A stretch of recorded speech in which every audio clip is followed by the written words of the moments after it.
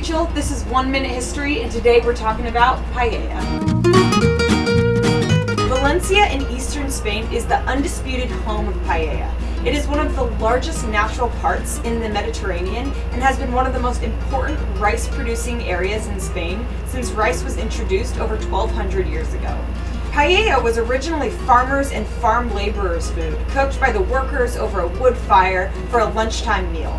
It was made with rice plus whatever was on hand around the fields and countryside. Tomatoes, onions, with a few beans added for flavor and texture.